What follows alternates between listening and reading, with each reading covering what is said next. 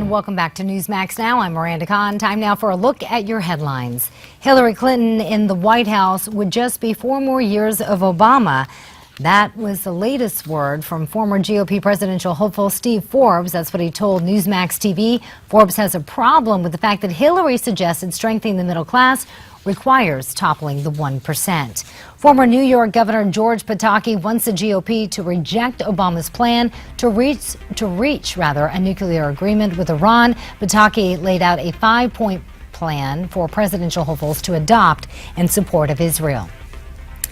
And Calbuco volcano in Chile continues to erupt, shooting plumes of ash and smoke, some even 6 miles into the skies. There it is right there. You can see it.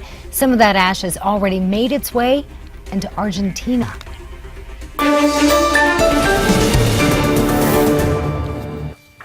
And does President Obama have a drone problem? Some argue he certainly does, especially after yesterday's strike on that al-Qaeda compound, which accidentally killed 2 hostages, including 1 American citizen. Bloomberg calls President Obama's language on drones Orwellian. And joining us now to go more in depth on this is Judy Miller, author of the new book, The Story, A Reporter's Journey. She's also a New York Times bestselling author. We should clarify that. And always great to talk to you, Judy. Hi. Congratulations on your new book as well. Thank you very much. All right, Judy, I want to ask you real quickly. Former CIA Director Mike Morrell is defending the use of drones. Let's take a listen to what he had to say.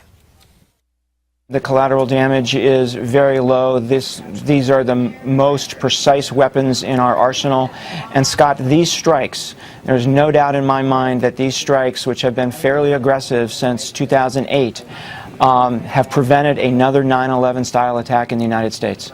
Well, Mike Morrell certainly has insight as a former CIA director, but I want to ask you, Julie, do you think they're doing more to stop these style attacks or do more to recruit terrorists? Well, I think the problem is that you can make both arguments, and both can be true.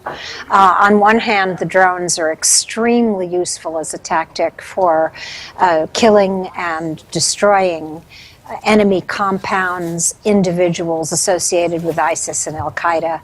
They can be safely used without risking American soldiers and spilling American blood. The downside is when you make mistakes, and of course mistakes are made, they do tend to result in widespread civilian fury, which lays the ground open for greater recruitment. So they are a tactic that should be used with care and with consideration, but they should also not be confused with a strategy, which is part of the problem with our policy today. Well, Judy, I don't know if you saw both the president's statements as well as the White House Press Secretary Josh Earnest talking to the media after the fact.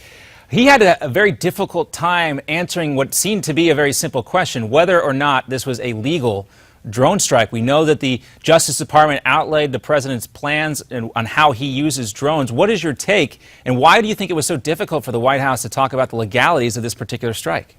Well, I think the problem is that if you recall the disclosure of the president's intimate involvement in the selection of targets, which was disclosed in the New York Times at about the time when they began defending their policy, they had portrayed the president as being personally involved in the selection of each and every target, and they showed him poring over these lists, weighing pros and cons of a strike.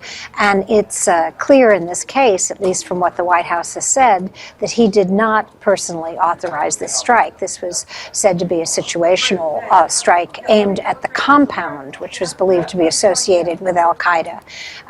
And therefore, it didn't fit the mold either of the public narrative that they had given the Times and given other papers, but also with the standards that they had said they were adhering to. And that's why I think the legality of this has been questioned. But I have to say, on this one, I'm kind of with the White House. And that's an unusual position for me, but they are, I believe that drones are on balance in this war on terror, as long as the United States is unwilling to commit great numbers of special forces to this fight. They are one of the few tactics we have for disabling and destroying the enemy. Yeah, I do agree with you there to a certain extent, but I am also, and again, I'm not the expert, you have a lot more knowledge on this than I do, but you hear a lot of pundits and experts talking about the lack of intelligence on the ground, and it certainly seems like that played a role in this mistake happening. But before you go, Judy. Because we don't have people. Yeah, we don't have people actually doing the work, and Exactly. you would like to see a more robust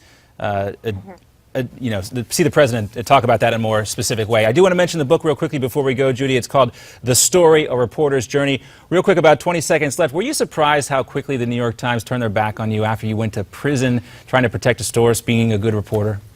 And I was surprised, and I was also deeply disappointed because their conduct wasn't consistent with the traditions of this proud institution. And I think what happened was both, unfair, but life is unfair. But I think it really raised questions about the paper's leadership itself. And it also, by the way, my book raises profound questions, and it's why I hope people will read it, about our intelligence community. All right, well, we want to mention it one more time, Judy, and it's a good point there, especially what's going on. The Story, A Reporter's Journey. You can get it right now.